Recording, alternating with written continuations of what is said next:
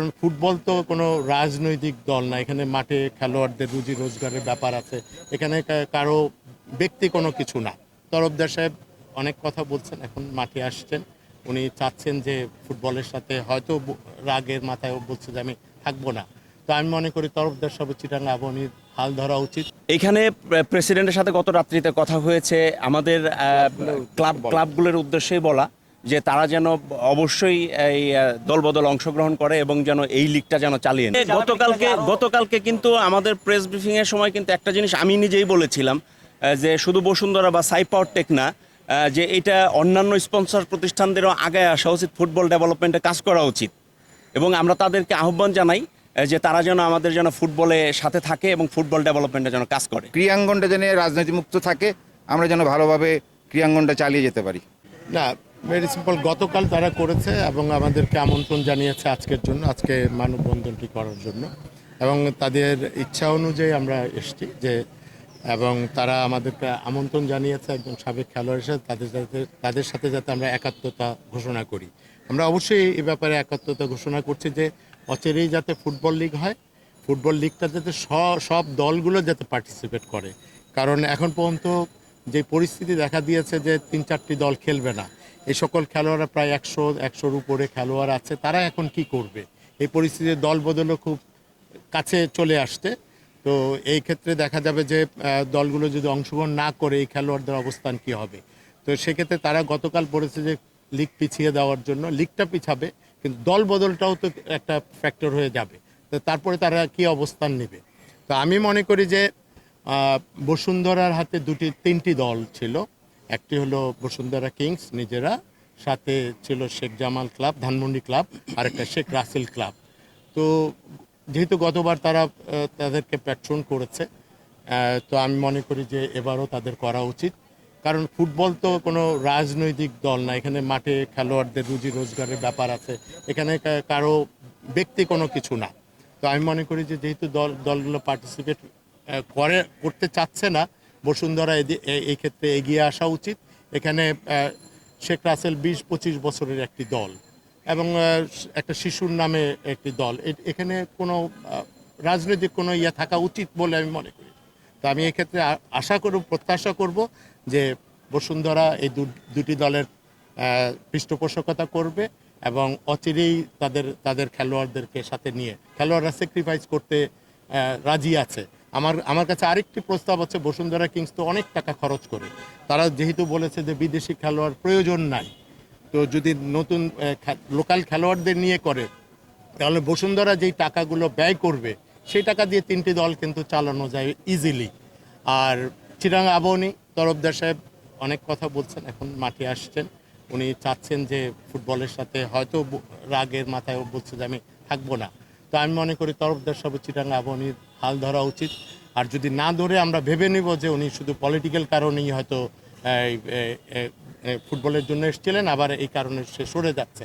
তো আমার কাছে একটা আবদার ওনার কাছে যে উনি যেন চিটাগাং আবাহনী দলটিও সে করে, ওনার করা উচিত। এবং আমার মনে হয় রাস্তা খুব পরিষ্কার এবং খেলোয়াড়রা হয়তো 3টি দল যদি দাঁড়িয়ে যায় অন্যান্য দলগুলো হয়তো পার্টিসিপেট করবে না, এটা আমরা গতকালকে সন্ধ্যার পরে সালাউদ্দিন ভাইয়ের বাসায় আমরা 8 থেকে 9 জন প্লেয়ারের মতো গিয়েছিলাম। ওনার বাসায় আপনার 2 থেকে 2.5 ঘন্টা আমাদের মিটিং হয়েছে সার্বিক বিষয় নিয়ে।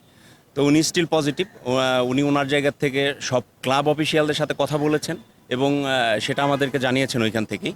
এবং সে তার সর্বোচ্চ লেভেলে যে রিকোয়েস্টটা করা দরকার সে করেছে। এবং সালাউদ্দিন ভাই যেটা বলেছে, কিছু কিছু ক্লাব তাকে আশ্বাস দিয়েছে, যেমন শেখ জামাল ক্লাব তাকে আশ্বাস দিয়েছে। চিটাগাং আবাহনী শামচু ভাইয়ের সাথে নাকি কথা বলেছে, শামচু ভাই আশ্বাস তাকে দিয়েছে। তো শেখ রাসেল ক্লাবের ব্যাপারটা ইমরুল ভাইয়ের সাথে উনি কথা বলেছে। তো এটা 50-50। তো উনি বলেছে হয়তো বা একদিনের মতো সময় লাগবে। তো আশা রাখি এর ভিতরে হয়তো বা পজিটিভ একটা কিছু আমরা আশা করতে পারি।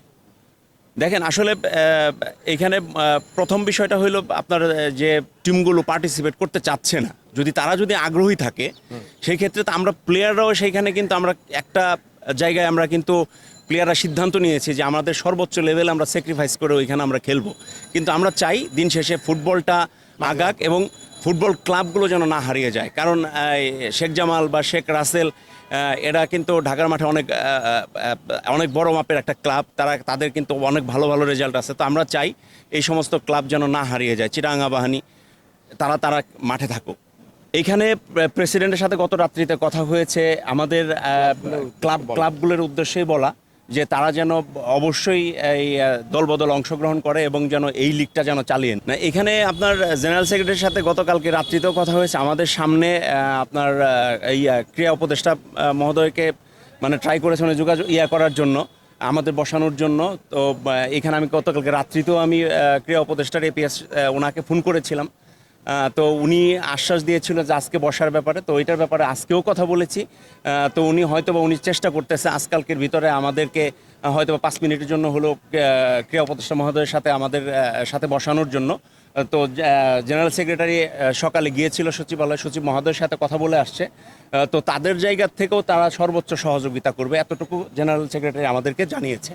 না, আমরা ওনার কাছে একটা শুধুই দাবি জানাতে চাই যেন ফুটবলের যেন কোনো ক্ষতি না হয়। ফুটবলের যে সমস্ত ক্লাবগুলো এই বছর পার্টিসিপেট করার কথা সেই জায়গাতে যেন উনি ইনশিওর করে যেন সবাই যেন পার্টিসিপেট করে।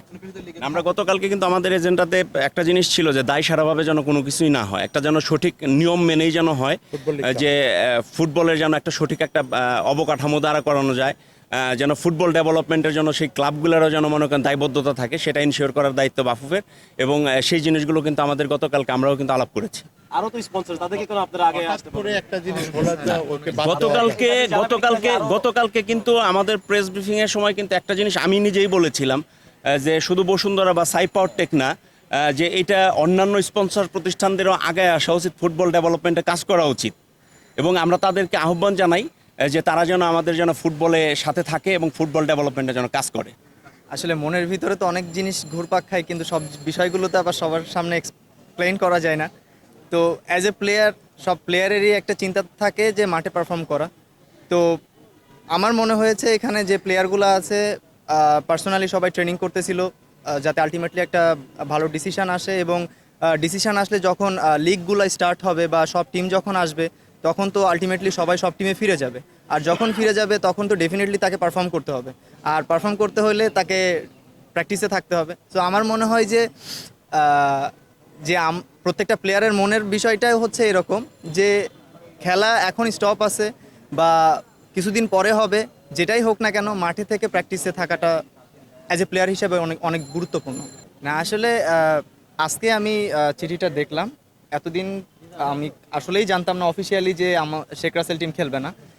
তো শুধু শেখ রাসেল বাদে সবগুলো টিমের ব্যাপারে পজিটিভ একটা নিউজ পেয়েছি যে তারা আসতে চাচ্ছে, এবং আমাদের প্রেসিডেন্ট উনি সবার সাথেই কথা বলেছে, তারাও আশ্বস্ত করেছে যে তারা আসবে।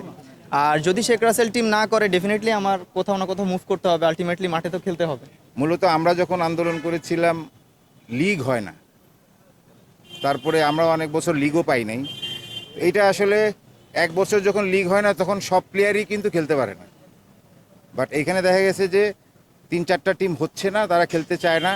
এখানে অনেকগুলো প্লেয়ারের মানে রুটি রুজির ব্যাপার। তো আমার মনে হয় যে যারা আছে এখানে প্রায় ন্যাশনাল টিমের প্লেয়ার আছে, তাদের ভবিষ্যৎ আছে। আমি চাই যেন সবাই খেলতে পারে, সব ক্লাব খেলুক, আমাদের এক্স প্লেয়ার হিসাবে এই প্রত্যাশা থাকবে। এবং যাতে প্লেয়াররাও স্যাক্রিফাইস করতে চায় সেই অনুযায়ী সবাই যদি চিন্তা করে, দেশের ফুটবলের কথা যদি আমরা চিন্তা করি সবাই মিলে, আমরা সবাই মিলে চিন্তা করতে হবে। শুধু আমরা এক্স প্লেয়ার হিসেবে যদি আইসা কথা বলি সেটা হবে না। আপনারা মিডিয়া সাংবাদিক ভাইরা আছেন, আপনারাও চেষ্টা করেন যাতে এই খেলোয়াড়রা যাতে খেলতে পারে। এই বছর আমরাও কিন্তু এক বছর 96-এ মানে চুক্তিবিহীন আমরা খেলছিলাম। সো এখনও তারা খেলতে চায় স্যাক্রিফাইস করে। আমি চাই বাংলাদেশের ফুটবল সামনে এগিয়ে যাক। যারা বর্তমানে আছে আমার কাছে মনে হয় যে যারা খুবই ভালো ভালো খেলোয়াড়, ন্যাশনাল টিমের খেলোয়াড়, অনেকে টিম পাচ্ছে না।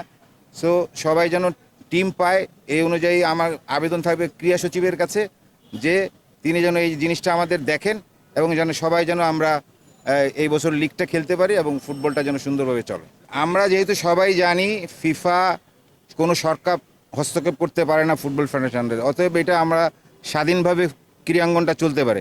তো আমরা এইভাবে কেন চলতে পারছি না, এটা সবাই নিয়ে মিলে আমরা এটা চিন্তা করি যাতে আমাদের দেশের ক্রীড়াঙ্গনটা যেন রাজনীতিমুক্ত থাকে, আমরা যেন ভালোভাবে ক্রীড়াঙ্গনটা চালিয়ে যেতে পারি।